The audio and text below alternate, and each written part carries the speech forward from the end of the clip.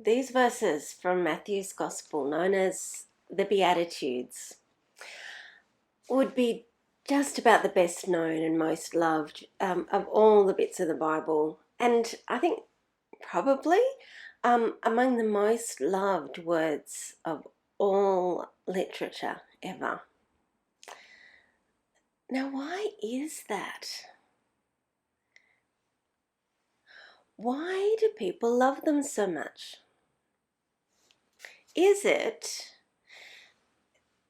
just a nice thought that God will lift up all the people who've been trodden down and overwhelmed by the cultural tide that is always going in the other direction? Do we think it's okay that they are trodden down because God will take care of them? Is that why people love these words? Or is it because when we are trodden down, we can think about a day when God will make sure that we come out on top? When we are losing, the Beatitudes assure us that one day we will win. And that hope can sustain us so well that we don't need to fight for a better world right now. We don't need to fight for justice. Is that why people love the Beatitudes? Now, those are cynical questions, you'll be thinking, and I know, and I actually don't think most people love the Beatitudes for those reasons. It seems to me that we are captivated by them because they draw us into paradox. They strip away simplistic thinking by placing opposites together and telling us that it is the nature of God's kingdom that those opposites are held together. We love that because we are sick of simple solutions. We know they don't work, so we are open to letting paradox transform us. We find paradox in every line of the Beatitudes, in all 8 of them. In various ways, each of them says, blessed are those who are never ever blessed in the usual flow of life. Blessed are those left begging on the side of the road while the rest of us are heading towards somewhere beautiful in our comfortable cars. This is paradox that drives us to think and redefine everything. In particular, it asks us, what does it really mean to be blessed? And we find paradox in every line, and we find even more paradox when we combine the different lines together. So right at the center, we find these two. Blessed are those who hunger and thirst for righteousness, for they will be filled. And then, blessed are the merciful, for they will receive mercy. Have you ever really tried to do both of those things at once? Just one is hard enough. To be single-minded in your fight for justice so that you forget about eating and drinking because justice is all that you desire. Because all you care about is making the world better for everyone. Now imagine managing to live like that and then meeting someone who is practicing injustice, someone who is prospering on other people's suffering. Would mercy be your first thought? Have you ever known anyone who is even capable of combining justice and mercy like that? Well, you say, there's Jesus. And yes, there is. And maybe Gandhi, Mother Teresa. It is hard, but somehow it's also inspiring. Because we all want to be like that. That's why people love Jesus and Gandhi and Mother Teresa. It's not the sort of hard where we think, well, I wouldn't bother. It's the sort of hard that makes us think, I will give everything to be like that.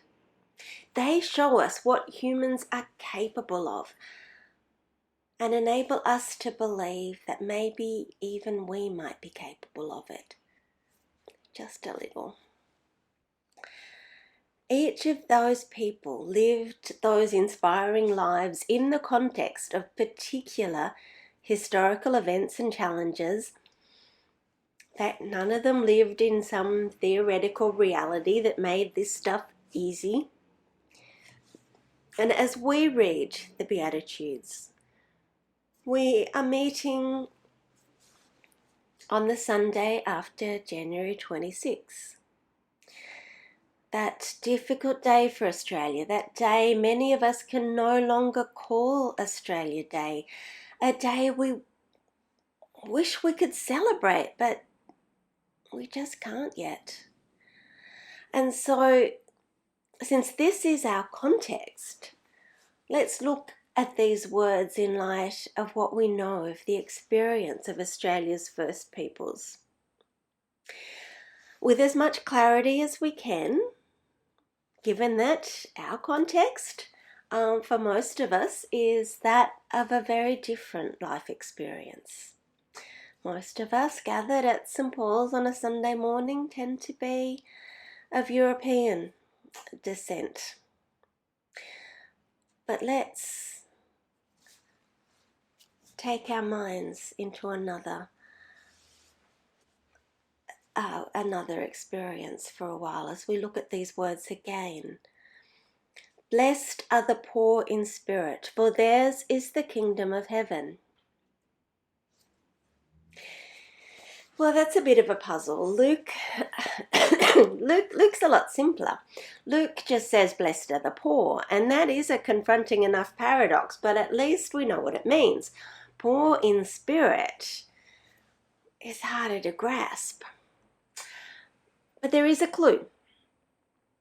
The phrase, for theirs is the kingdom of heaven, is in both this line, this first line, and in the last line, which makes for a very nice package. And it also suggests that the last line might help us understand the first line.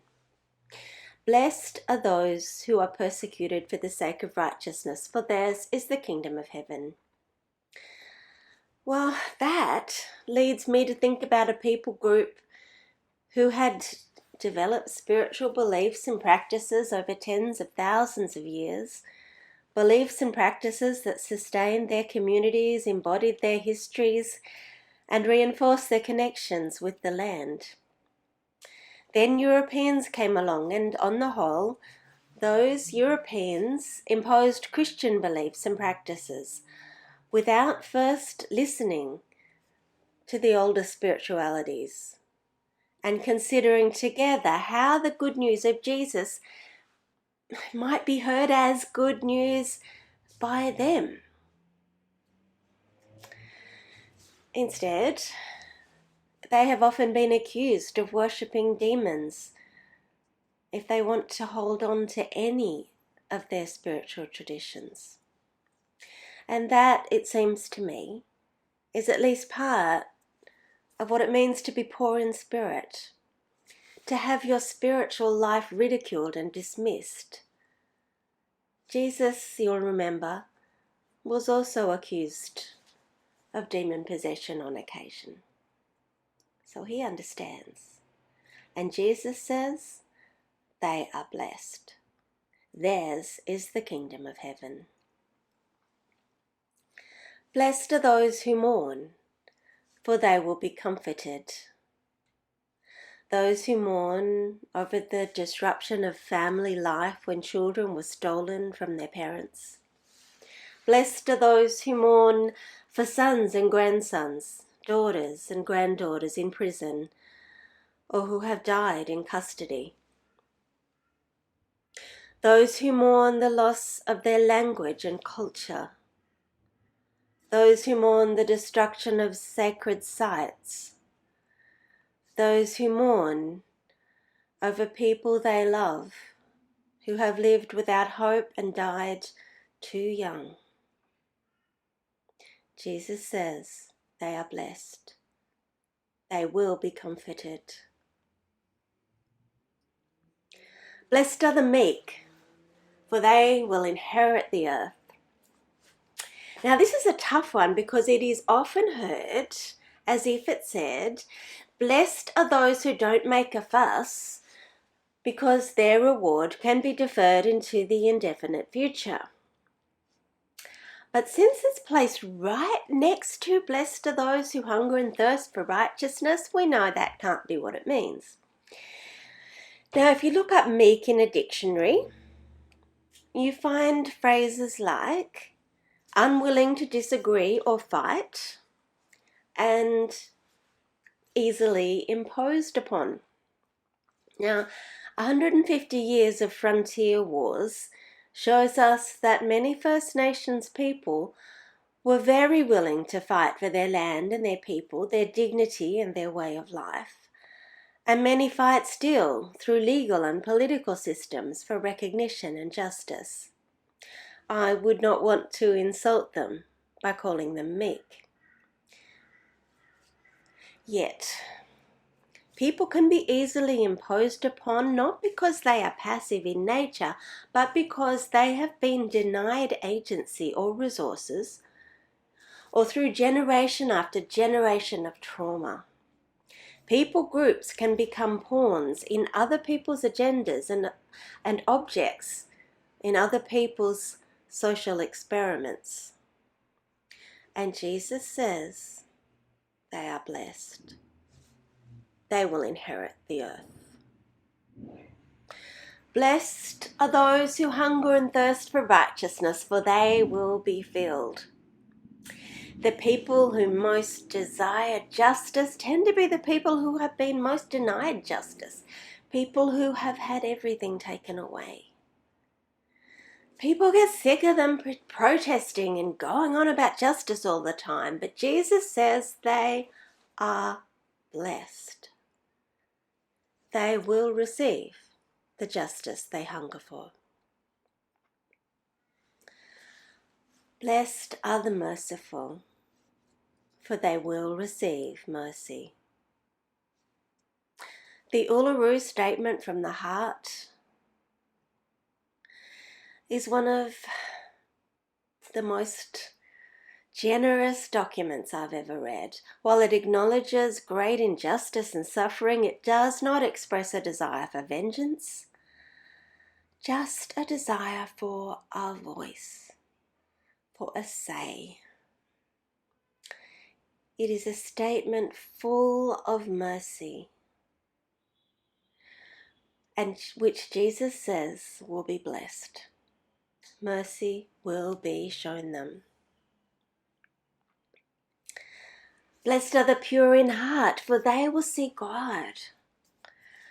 When I think of an Aboriginal grandmother in an outback community, single-mindedly working to keep her grandchildren safe from the whole minefield of dangers that Aboriginal children face, that to me, that grandmother is as good an image of purity of heart as any I can think of.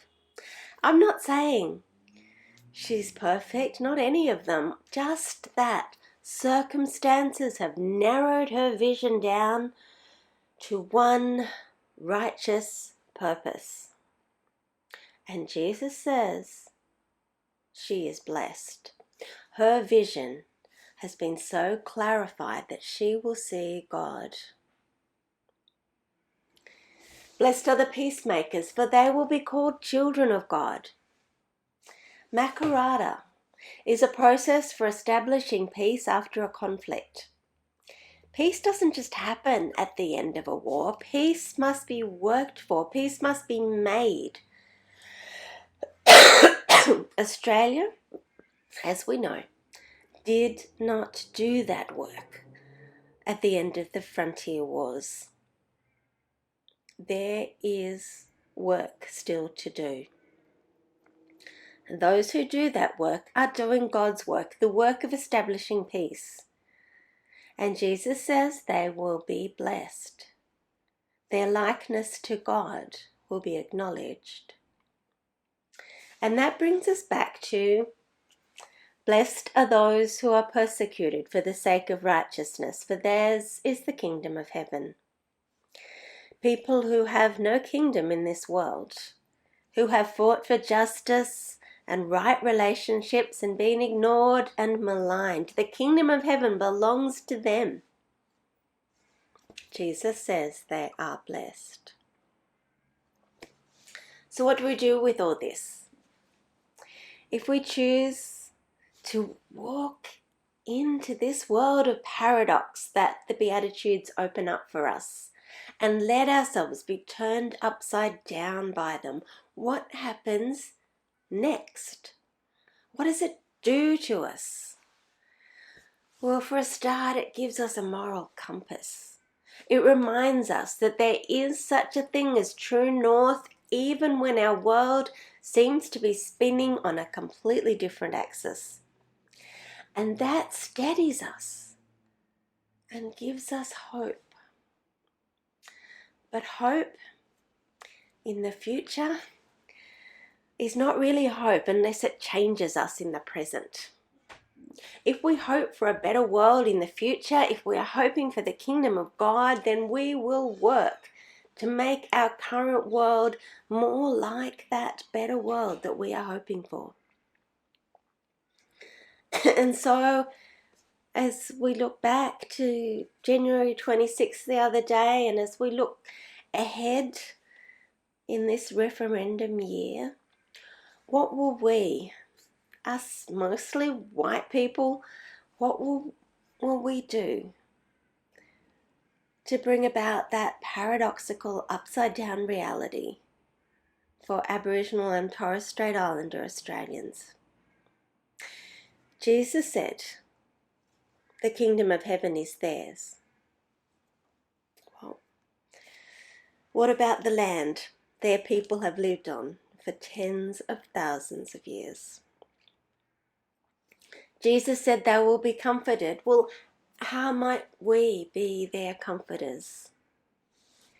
Jesus said they will be given the justice they are starving for. Well, how might we be God's instruments in creating a more just Australia? Jesus said they will receive mercy from God. In what way will we offer them our mercy? Jesus said they will see God. Will we take their hand and seek God together? Jesus said they will be called children of God. Are we willing to call them our siblings? Jesus said again, the kingdom of heaven is theirs. So what place might they have in the Commonwealth of Australia? Will we test what true blessing looks like by committing ourselves to being a blessing to everyone who is poor, grieving, easily put upon, desperate for justice, traumatized, or falsely accused? Will we do that? And so learn to walk upright in an upside down world. As you do, the Lord be with you. Amen.